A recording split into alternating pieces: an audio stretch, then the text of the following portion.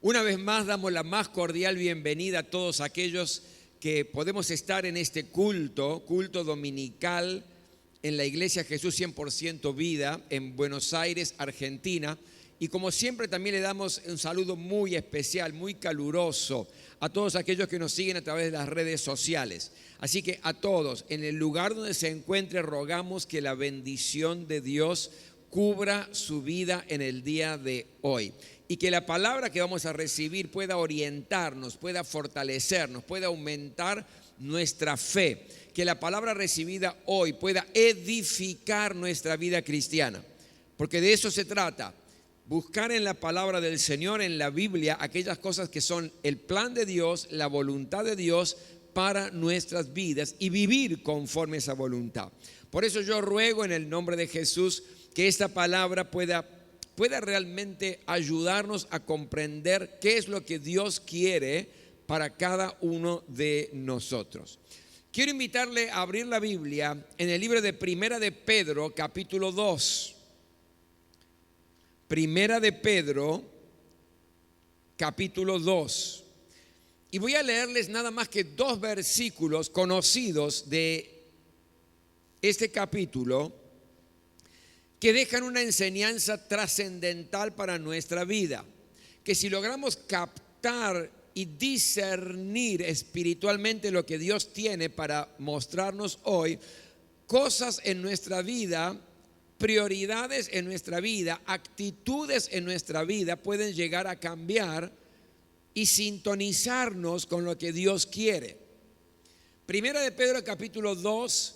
Voy a leer el versículo 9 y el versículo 10. Dice así la palabra de Dios, quiero que presten mucha atención. Pero ustedes son linaje escogido, real sacerdocio, nación santa, pueblo que pertenece a Dios, para que proclamen las obras maravillosas de aquel que los llamó de las tinieblas a su luz admirable. Ustedes antes ni siquiera eran pueblo, pero ahora son pueblo de Dios. Antes no habían recibido misericordia, pero ahora ya la han recibido. Gracias, Señor, por tu palabra. Te rogamos, Señor, que de la simple lectura tu Espíritu Santo esté arraigando en cada corazón esta semilla para que traiga mucho fruto. Te ruego en el nombre poderoso de Jesucristo que tu palabra hoy edifique nuestra vida y que nos enseñe a vivir conforme a tu plan y a tu propósito para con cada uno de nosotros. Háblanos, Señor, y ayúdanos a corregir lo que hay que corregir, a mejorar lo que hay que mejorar, siempre en la influencia y en el poder de tu Espíritu Santo. Te doy la honra y la gloria en el nombre de Jesús. Amén. Permítame una vez más leer estos 2 versículos que son muy importantes. Primera Pedro 2, 9 y 10. Pero ustedes, está hablando Pedro a la iglesia, son linaje escogido, real sacerdocio, nación santa, pueblo que pertenece a Dios, para que proclamen las obras maravillosas de aquel que los llamó de las tinieblas a su luz admirable. Ustedes antes ni siquiera eran pueblo, pero ahora son pueblo de Dios. Antes no habían recibido misericordia, pero ahora ya la han recibido. Permítame comenzar de atrás para adelante. Permítame comenzar explicando brevemente el versículo 10, que es el segundo versículo que hemos leído. El versículo 10 nos enseña lo que éramos antes y lo que somos ahora.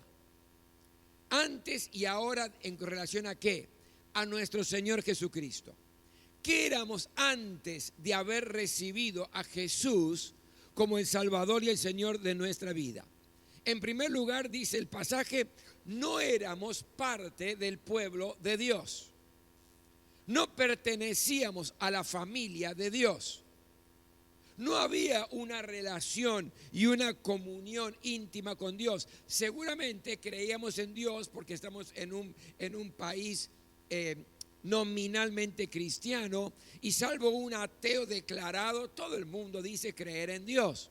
Pero es un creer intelectual, no es un creer de experiencia espiritual, no es un creer de una intimidad con Dios. Simplemente los que son así usan a Dios como rueda de auxilio. Se acuerdan de Dios cuando las papas queman. Se acuerdan de Dios cuando la soga está apretando el cuello. Se acuerdan de Dios cuando las cosas van mal. Pero mientras tanto viven la vida que les importa a ellos. Dan rienda suelta a su imaginación. No les interesan mucho los principios espirituales, los principios bíblicos. Un estilo de vida cristiana. Entonces uno le pregunta, ¿usted cree en Dios? Claro que creo en Dios. Pero no es ese creer el que está hablando aquí. Dice, antes de tener a Cristo como el Salvador y el Señor de su vida, no éramos pueblo de Dios, no éramos parte de la familia de Dios. Y dice además, tampoco recibíamos la misericordia de Dios.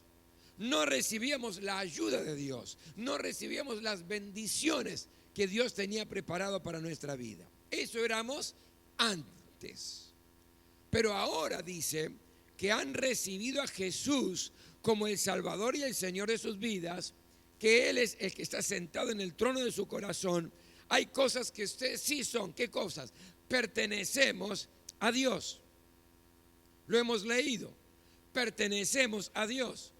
Hay un sello de pertenencia que es el sello del Espíritu Santo. El día que usted le dijo sí a Jesucristo, el día que usted por allí levantó una mano o pasó adelante recibiendo a Jesús como el Salvador y el Señor de su vida, ese mismo día el Espíritu Santo le ha sellado y es el sello de que le pertenece a Dios.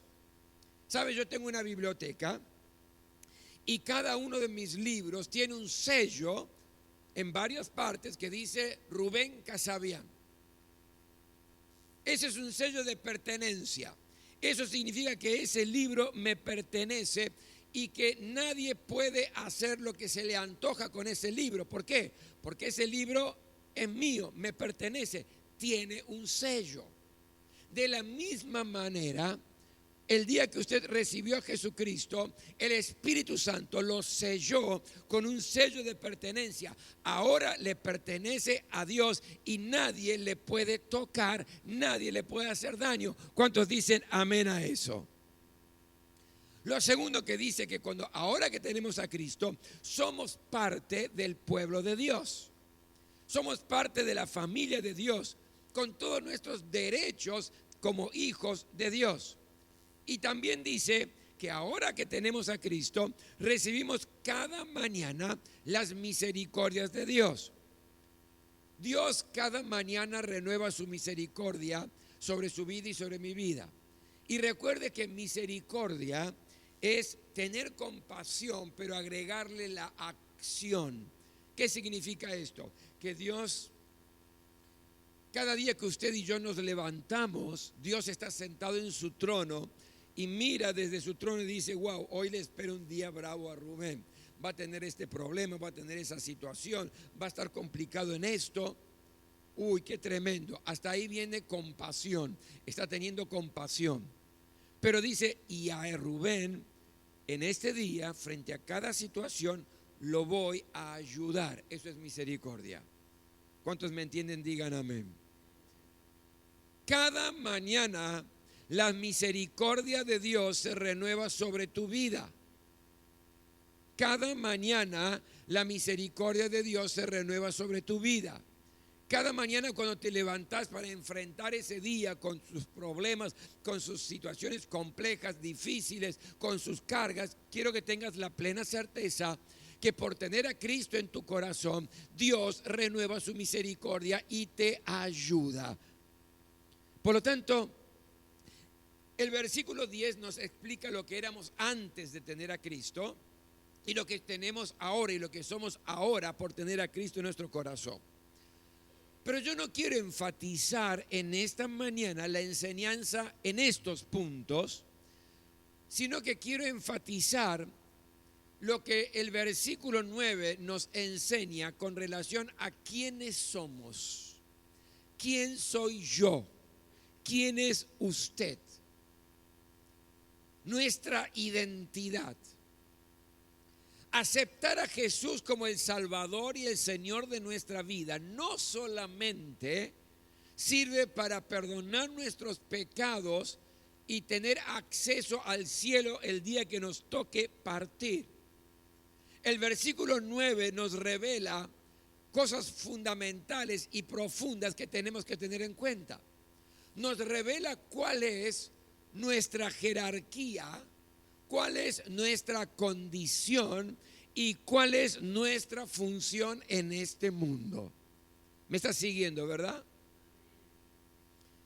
¿Cuál es nuestra jerarquía? ¿Cuál es tu jerarquía por ser un hijo de Dios? ¿Cuál es tu jerarquía por tener a Jesús como el Salvador y el Señor de tu vida? Dice que somos linaje escogido. Lo hemos leído en el versículo 9. Somos linaje escogido. Somos reyes. ¿Qué es el linaje? El linaje, mi querido, es la ascendencia o la descendencia de una familia. Y es muy importante para la nobleza pertenecer a una familia de linaje real. Es fundamental y es importantísimo en cuanto a la identidad. La pregunta es, ¿y cuál es tu linaje? ¿Cuál es tu linaje? En Cristo Jesús. Pablo lo explica de una manera excelente cuando está hablando allí en Atenas, en el Areópago, frente a la estatua del Dios no conocido. Pablo dice lo siguiente, escuchen bien, porque se lo dice a todos los griegos que estaban allí. Porque en Dios vivimos, nos movemos y existimos. Como también algunos de los poetas de ustedes dijeron, escuche, somos linaje de Dios, somos descendientes de Dios. Y luego dice, siendo pues linaje de Dios, otra versión dice descendientes de Dios. Esto usted lo encuentra en Hechos capítulo 17, versículo 28 y versículo 29, la primera parte. ¿Qué significa esto? Que según la palabra de Dios, que somos linaje escogido, somos parte de la familia real de Dios. ¿Me sigue, verdad? Gracias al sacrificio que Jesucristo hizo en la cruz del Calvario, podemos decir que somos hijos de Dios, miembros de la familia de Dios. En Efesios capítulo 2, versículo 19 dice, por lo tanto, ustedes ya no son extraños ni extranjeros, sino conciudadanos de los santos y miembros de la familia de Dios. Pertenecemos al linaje real de la familia de Dios. Mi querido, usted y yo, por tener a Cristo en nuestro corazón, tenemos un ADN muy especial. El ADN de la familia de Dios. La familia más destacada, la familia más noble, más poderosa existente sobre la faz de la tierra. La familia de Dios. Diga conmigo, amén. En Apocalipsis capítulo 1, versículos 5 y 6, mire lo que dice. Estoy enseñando palabra de Dios en el día de hoy, preste atención. Y de Jesucristo, el testigo fiel, el primogénito de los muertos y el soberano de los reyes de la tierra, al que nos amó y nos lavó de nuestros pecados con su sangre, y escuche, y nos hizo reyes. ¿Qué nos hizo? Nos hizo reyes y sacerdotes para Dios su Padre.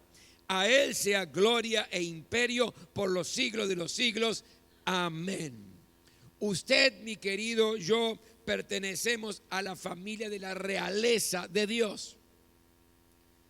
¿Y qué implica esto en mi vida? En mi vida cotidiana.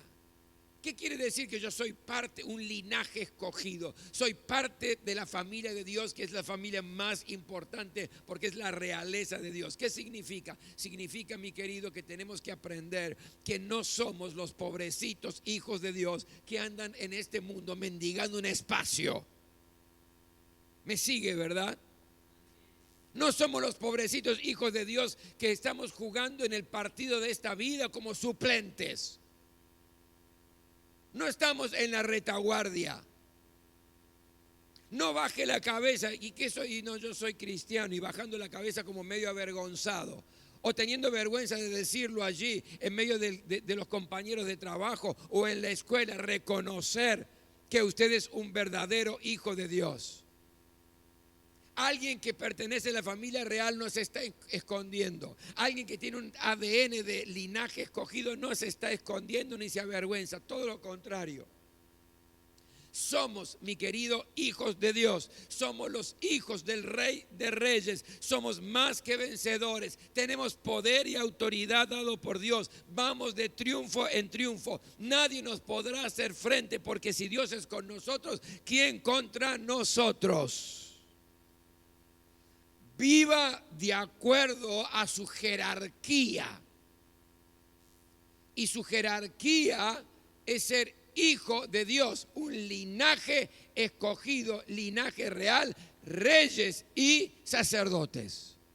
Amén. Lo segundo que yo aprendo aquí es que nos revela el versículo cuál es nuestra condición. Y nos habla de nación santa. Una nación santa, cuando habla del pueblo de Dios, es una nación diferente. Santo significa separado y consagrado. ¿Separado de qué? ¿Diferente a qué? Separado a los valores de este mundo. Separados de la ética y la moral perversa de este mundo, separados del estilo de vida de una sociedad en absoluta y plena decadencia, separado de esa mugre y consagrado a Dios. Eso es una familia o una nación santa. Nación santa significa que usted y yo tenemos que vivir una vida de santidad. Vivir una vida de santidad, mi querido, no es andar con una aureola aquí arriba poniendo cara de bobo. ¿Me sigue, verdad? Porque a veces se confunde uno y parece que ser santo es no tener brío, no tener osadía, no conquistar, no, el santo.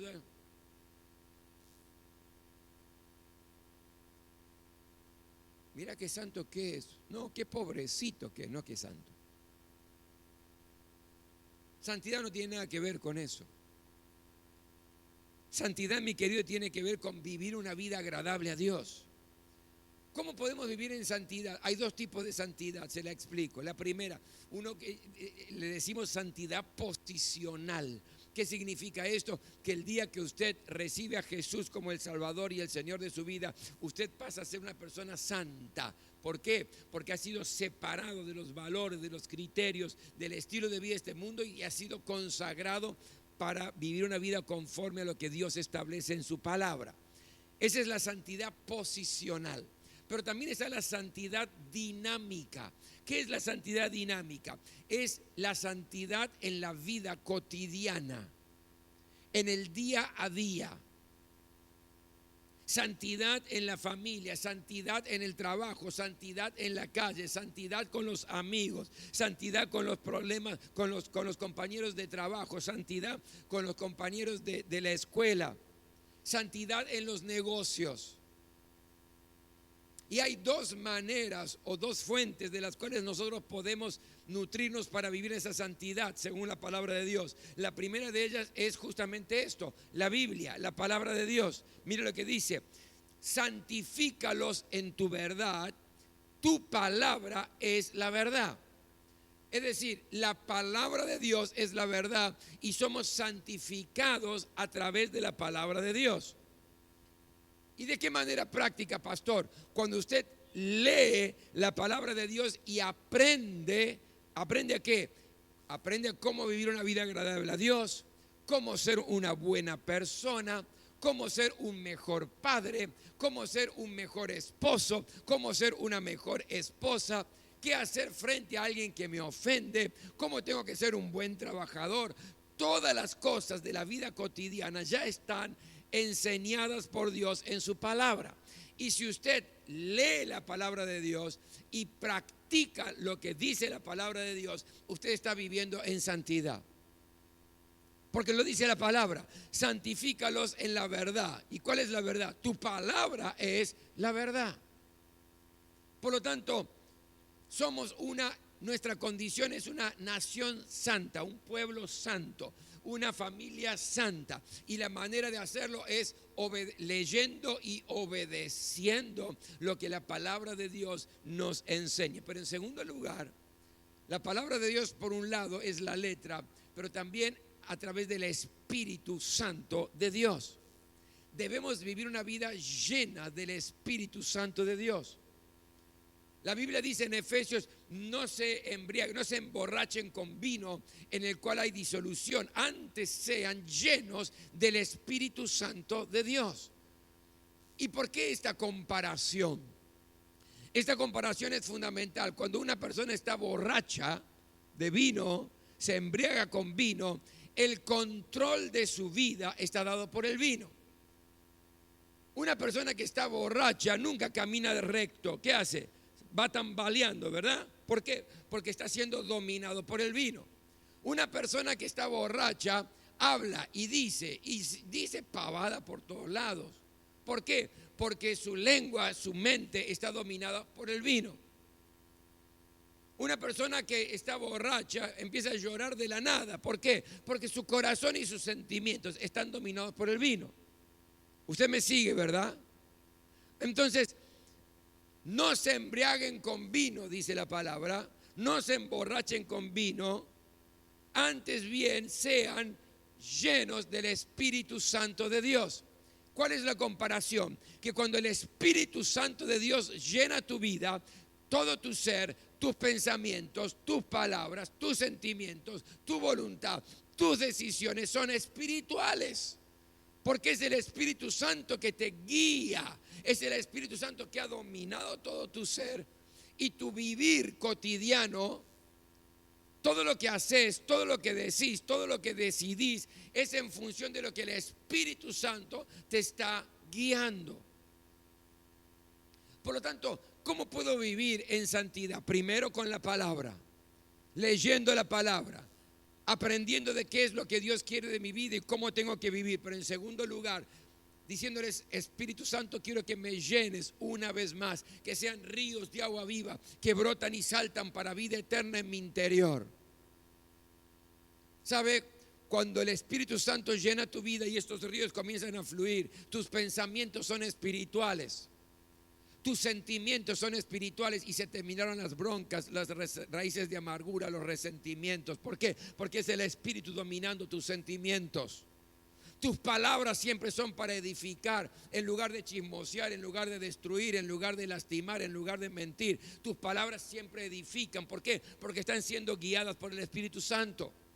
Las decisiones que tomás son decisiones correctas, son decisiones sabias que van a traer alegría a tu corazón. ¿Por qué? Porque estás siendo guiado por el Espíritu Santo. Es el Espíritu Santo que ha dominado todo tu ser, te ha llenado una vez más y vivimos una vida de santidad. Me está entendiendo lo que quiero sembrar, ¿verdad? En esta hora en tu vida. Tu condición, mi condición es de ser una familia santa, una nación santa, un pueblo santo. Por lo tanto, hasta ahora este versículo me está enseñando, mi querido, cuál es tu jerarquía y mi jerarquía. ¿Cuál es nuestra jerarquía? No somos cualquiera. Somos de la familia real de Dios. Tu ADN es importantísimo y tenés que aprender a vivir en función de eso, como rey, como hijo del rey, de victoria en victoria y todo lo que su palabra promete. ¿Cuál es tu condición y mi condición? Una nación santa, Una nación que vive conforme a las enseñanzas de la palabra de Dios en el poder del Espíritu Santo de Dios. Déjeme decirle esto, nunca intente vivir la vida cristiana sin el poder del Espíritu Santo. Se va a frustrar, va a fracasar. ¿Sabe por qué hay tantos cristianos que están debilitados y estoy mal y no tengo ganas de leer la Biblia, no tengo ganas de orar, no tengo ganas de ir al culto y no sé, estoy sin fuerzas? Mi querido, deje que el Espíritu Santo lo llene. Y cuando el Espíritu Santo llena la vida, todo se transforma. Y se le terminaron las ñañas cristianas, las ñañas espirituales. A veces queremos solucionar problemas con sabiduría humana. Y sabe, en mi experiencia de muchísimos años ya en el ministerio, me di cuenta que cuando el Espíritu Santo comienza a obrar en las vidas y llenar las vidas, esto que podía llevar 10 años solucionar este problema y este conflicto, esta situación del corazón que visitó a cantidad de profesionales y no pasó nada, el Espíritu Santo lo hace instantáneamente, porque cuando el Espíritu Santo obra, todo cambia. Es el poder sobrenatural de Dios en su vida. ¿Cuántos me están entendiendo? Digan gloria a Dios. Nación santa. Pero lo tercero que me enseña este pasaje, este versículo en particular, ¿cuál es nuestra función en esta tierra? Nuestra función es ser real sacerdocio. Lo hemos leído. Y esta frase, real sacerdocio, yo creo que sintetiza la razón de nuestra existencia en la tierra. Somos siervos de Dios. Somos sacerdotes de Dios. ¿Qué significa el sacerdote? Sacerdote es un constructor de puentes. Ese es el sentido de la palabra. Constructor de puentes. Construye puentes para que otros puedan llegar hacia Dios. Esa es la función de un sacerdote. Antes lo hacían los profesionales. ¿Qué significa esto? Antes lo hacían los sacerdotes, los sumos sacerdotes, algunos pocos. Pero desde el tiempo de la gracia, desde el tiempo de nuestro Señor Jesucristo, todo cristiano es un sacerdote. ¿Lo está entendiendo, verdad? Todo cristiano, yo también, pastor, usted también es un sacerdote, un constructor de puente. Usted es alguien que tiene que construir para que otros puedan llegar a conocer a Dios. ¿De dónde sale esto? Sale de la palabra del Señor. Debe anunciar el Evangelio de Jesucristo, porque dice, ustedes son real sacerdocio. ¿Para qué? Para que proclamen las obras maravillosas de aquel que los llamó de las tinieblas a su luz admirable. Lo que está diciendo aquí la palabra de Dios es que tenemos que encendernos de pasión para llevar a otros a los pies de Jesús. Tenemos que encendernos de pasión porque como sacerdotes tenemos que proclamar, anunciar, decir las maravillas de las obras de Dios, las maravillas de aquel que nos sacó de las tinieblas, nuestro Señor Jesucristo, y nos puso en su luz admirable. Jesús mismo lo remarcó. En el Evangelio de Marcos, capítulo 16, versículo 15, dice, y les dijo Jesús, id por todo el mundo y prediquen el Evangelio a toda criatura. Tremendo. Pedro está diciendo por un lado, ustedes, iglesia, son real sacerdocio, son sacerdotes, tienen que anunciar las verdades maravillosas de aquel que les transformó la vida, tienen que anunciar a Jesucristo. Jesús mismo dice, ustedes vayan por todo el mundo y prediquen el Evangelio a toda criatura. Ahora uno dice, pero pastor, yo no estoy dedicado a esto. id por todo el mundo. Tengo que parar la vida para ir por todo el mundo. Tengo que largar todo y empezar a viajar todas partes del mundo para obedecer a Jesucristo aquí. Bueno, si lo puede hacer, gloria a Dios, hágalo. Pero no es el sentido aquí. Una traducción más correcta, que no le quita lo enfático, es yendo por todo el mundo, prediquen el evangelio a toda criatura. ¿Y qué significa eso de yendo? Esta palabra yendo significa mientras están viviendo, prediquen el evangelio a toda criatura. Mientras vivís tu vida cotidiana. No hace falta hacer un paréntesis en la vida diciendo, bueno, ahora largo el laburo, largo el trabajo, largo la familia, me voy a recorrer el mundo para predicar el evangelio y de esta manera voy a obedecer a Jesús. Vuelvo a decirte, si lo podés hacer, gloria a Dios, hacelo. Sería maravilloso. Pero no es el sentido es el siguiente. Mientras vivo, predico el evangelio. Cuando estoy en el taxi, predico el evangelio a aquel que me está llevando. Cuando voy al almacén, le hablo de Jesucristo y comparto mi testimonio. Cuando estoy en la escuela, mi vida es una vida que marca la diferencia. Cuando estoy en la escuela, hablo de Jesucristo. Cuando estoy en el trabajo, predico de Jesucristo, oro por los que están enfermos. Es decir, mientras vivo con mis vecinos, con la gente que estoy en mi vida cotidiana, anuncio el evangelio de Jesucristo. Yo no sé predicar, usted no necesita predicar, simplemente cuente lo que Jesús hizo en su vida. Compártale el testimonio de vida, que es lo más poderoso que tenemos en nuestra vida. Porque sabe, los argumentos se pueden refutar con argumentos, pero cuando yo le cuento mi vida, ¿cómo usted refuta mi vida? Ese es el poder del testimonio personal. Somos real sacerdocio. ¿Sabe? Muchas veces yo lo he escuchado. Esperamos que la gente venga al templo y que el pastor los evangelice. El pastor tiene el ministerio evangelístico, por lo tanto, que vengan aquí y el pastor los evangeliza. Déjeme decirle, usted tiene la unción evangelística. Usted tiene la unción evangelística. Aquí preste atención. Usted tiene la unción evangelística. Ustedes tienen la unción evangelística. Los que están allí en su casa tienen la unción evangelística y son real sacerdocio. Note la visión que tenía la iglesia primitiva. Déjeme leerle algunos versículos. No era una visión encerrada en 4 paredes de un templo. Era una visión amplia de real sacerdocio. Déjeme leerle, mire, Hechos 8:40.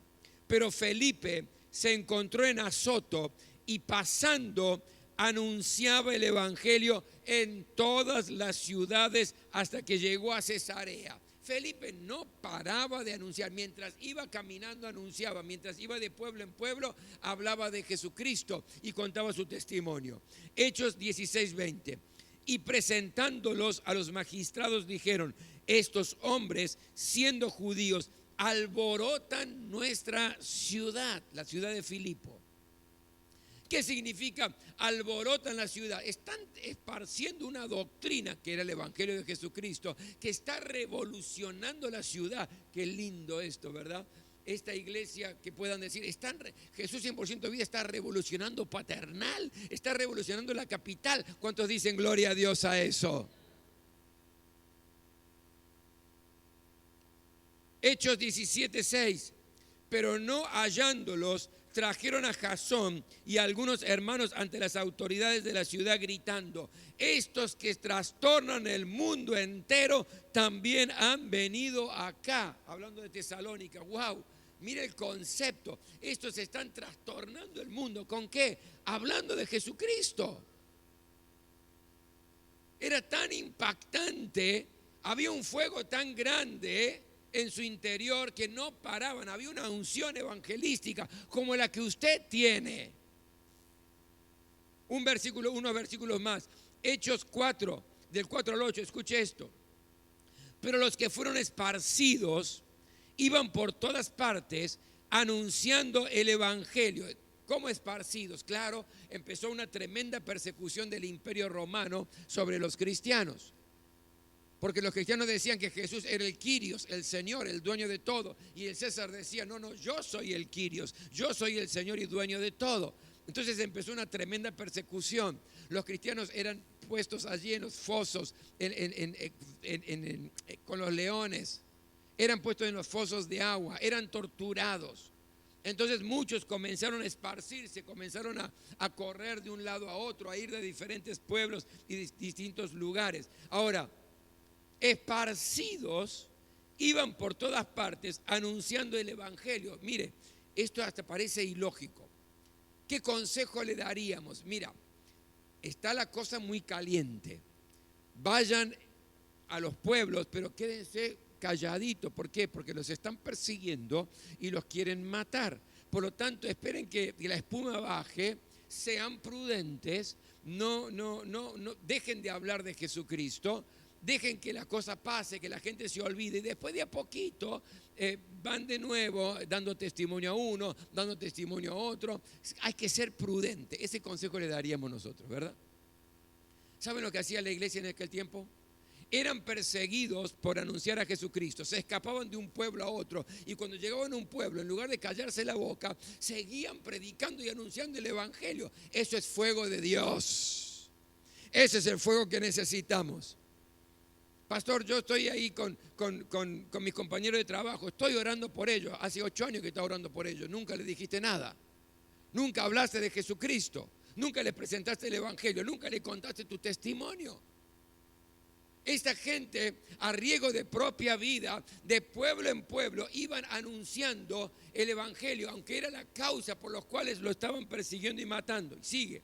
Entonces Felipe, descendiendo a la ciudad de Samaria, les predicaba a Cristo y la gente unánime escuchaban atentamente las cosas que decía Felipe, oyendo y viendo las señales que hacía, porque de muchos que venían espíritus inmundos salían estos dando grandes voces y muchos paralíticos y cojos eran sanados, así que había gran gozo en aquella ciudad. Note esto. Anunciaban el evangelio, hablaban de Jesucristo, había señales, liberaban a los oprimidos, sanaban a los enfermos y había gozo, alegría en toda la ciudad.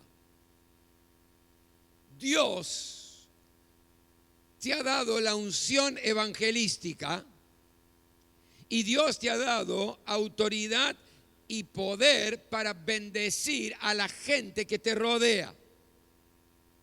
¿Qué hago, pastor? Predique el evangelio, cuente su testimonio, ore por los enfermos, libere a los oprimidos, declare todo tipo de bendición sobre la gente. ¿Por qué? Porque somos real sacerdocio, constructor de puentes. Este es el año de volver a conquistar la calle. Este es el año, mi querido, donde se va a manifestar una gran diferencia entre aquellos que simplemente van a estar calentando una silla y los que van a tener el fuego interior del Espíritu Santo de Dios, viviendo en santidad, sabiendo que son reyes y van a cumplir su función de sacerdotes, constructores de puente. Y no van a estar esperando a ver qué va a hacer la iglesia. No, la iglesia es usted. En su trabajo es usted, con sus compañeros de trabajo es usted, con sus compañeros de escuela es usted, con sus vecinos es usted. Usted es el constructor de ese puente para que lleguen a Dios.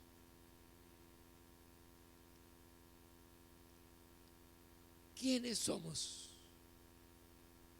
¿Quién soy yo? ¿Quién es usted? ¿Cuál es su jerarquía? Sepa que es rey y tiene todo el poder y la autoridad. No juega de suplente en esta vida.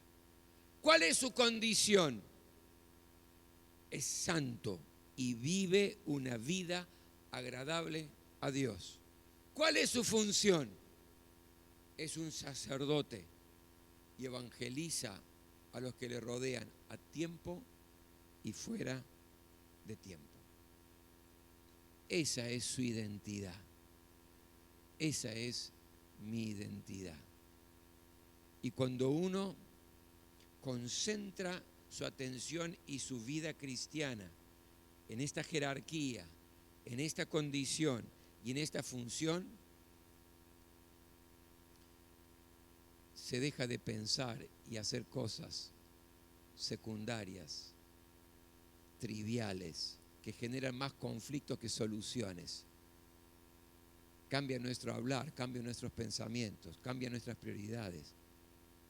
Nos transformamos en instrumentos poderosos de Dios, sabiendo quiénes somos y qué podemos hacer para la gloria de Dios. Nos ponemos todos de pie.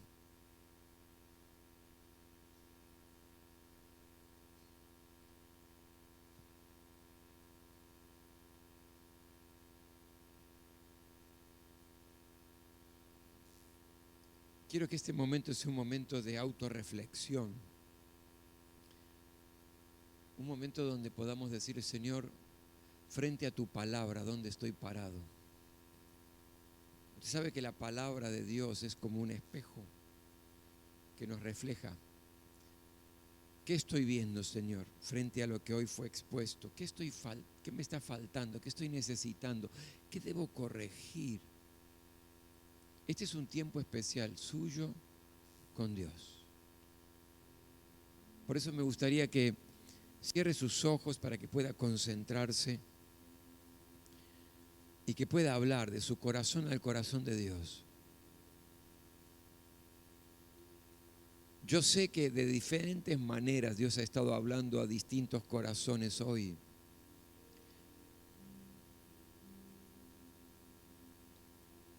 Uno puede dejar que esta semilla sembrada traiga fruto o puede permitir que Satanás se la robe. Entonces usted perdió el tiempo viniendo hoy a la casa de Dios. Pero esta es nuestra identidad. Esta es su identidad. No es el pobrecito hijo de Dios. Es rey. Tiene un ADN especial de realeza. Linaje escogido. No se contente con vivir una vida mediocre. Vive una vida de santidad plena. Una vida que a Dios le agrade. Sepa cuál es la razón de su existencia aquí en la tierra. Es ser un promotor de la fe en Jesucristo. Porque el Señor nos salvó para que seamos instrumentos de salvación. Dios le dijo a Abraham, te bendeciré y serás de bendición. Dios te bendice para que seas de bendición a otros. Esa es tu función. Ore, ore mi querido. Ore para que el Espíritu Santo de Dios en esta hora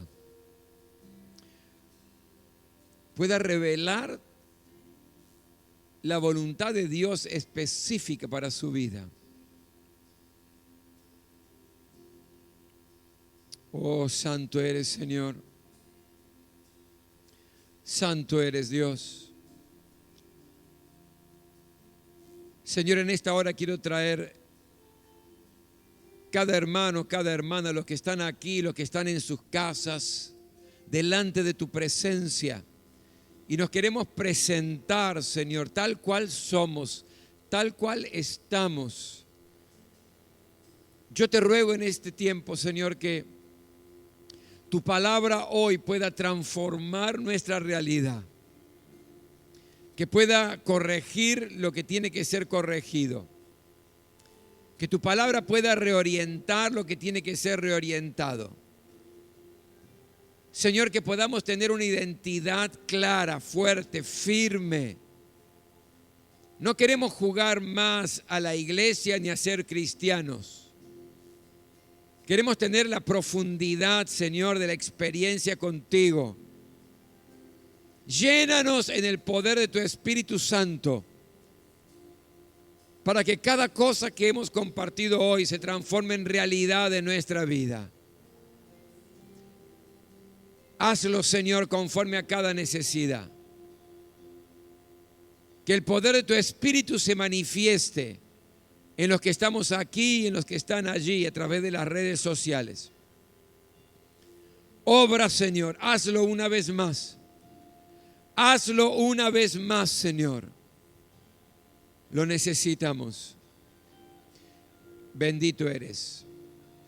Este es el momento donde queremos adorar a Dios con nuestros diezmos, con nuestras ofrendas, aquello que usted preparó en santidad, en oración. Vamos a presentárselo al Señor. Señor, gracias por tu palabra hoy y gracias, Señor, también porque todo lo bueno proviene de ti. Yo te ruego en el nombre de Jesús que recibas estas ofrendas, estos diezmos, porque lo hacemos para honrar tu nombre en obediencia y te obedecemos porque te amamos, Señor. Gracias, Señor, porque tú eres el que abre las compuertas de los cielos y derrama bendición en nuestra economía. Gracias por el progreso en el trabajo y aquellos que aún no están progresando, abren nuevas puertas, Señor, en el nombre de Jesús. Dale buenas ideas a tu pueblo, Señor, para generar los recursos y hacer que podamos vivir todos dignamente, pero también para poder tener y compartir con aquel que padece necesidad, para poder tener y hacer que tu reino se extienda, Señor, a través de tu iglesia. Gracias, Señor, gracias. Te exaltamos y te honramos en el nombre de Jesús. Amén, amén. Vamos a traer nuestros diezmos y nuestras ofrendas. Gracias. Y hágalo con alegría, con generosidad. Permítame, antes de terminar nuestro culto con una canción y la oración de bendición, permítame compartir algunos anuncios que son muy, muy importantes. Como venimos anunciando, comenzamos con un ministerio de lo que llamamos ASA. ASA es la Academia Solidaria de Arte.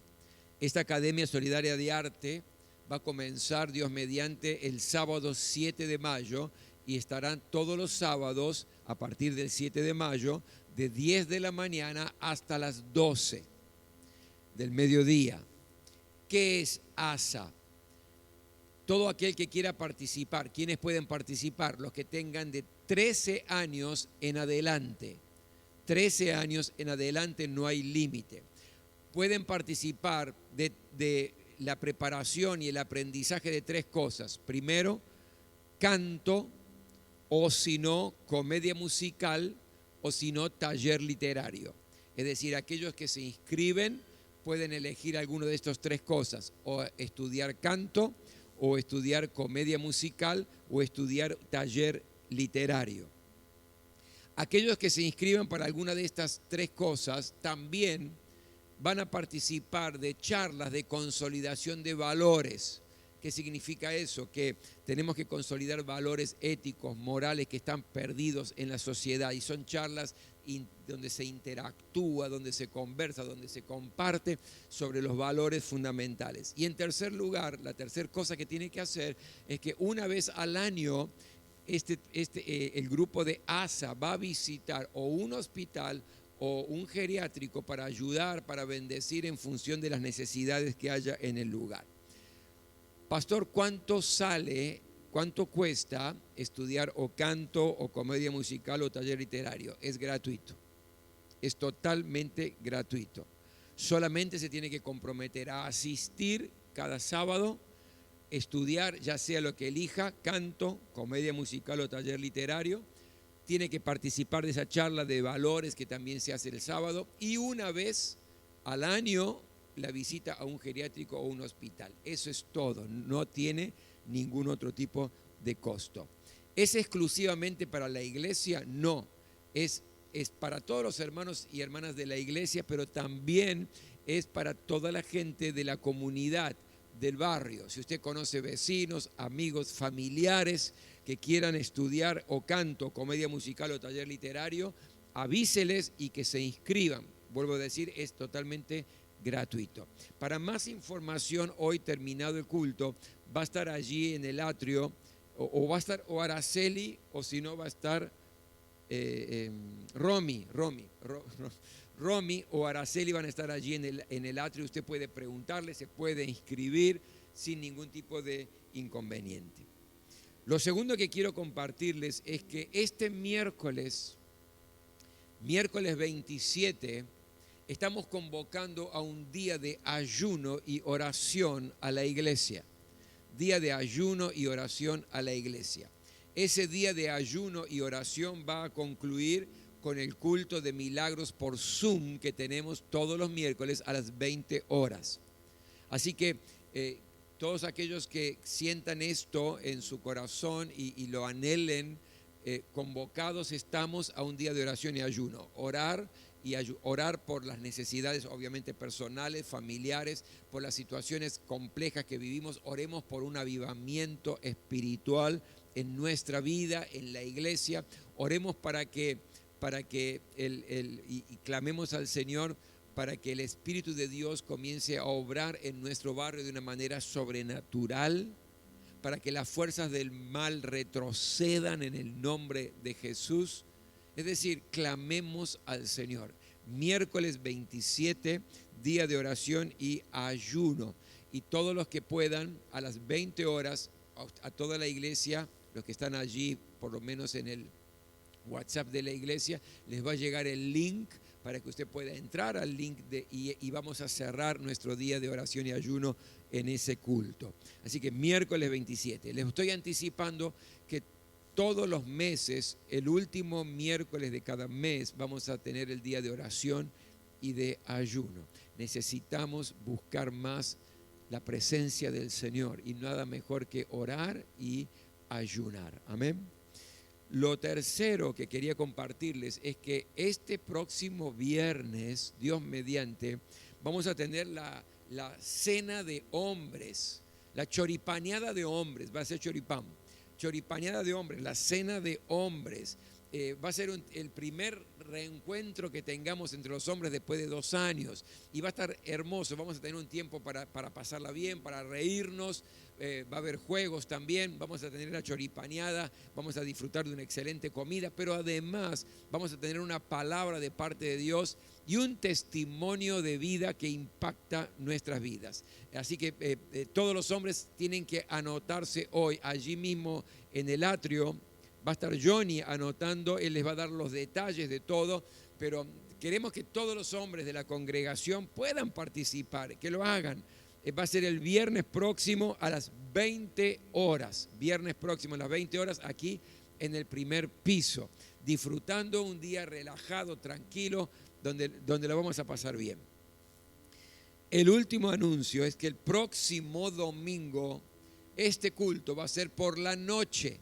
Y va a ser el primer culto del mes, por lo tanto va a haber cena del Señor. Así que próximo domingo el culto presencial será por la noche y vamos a participar de la cena del Señor.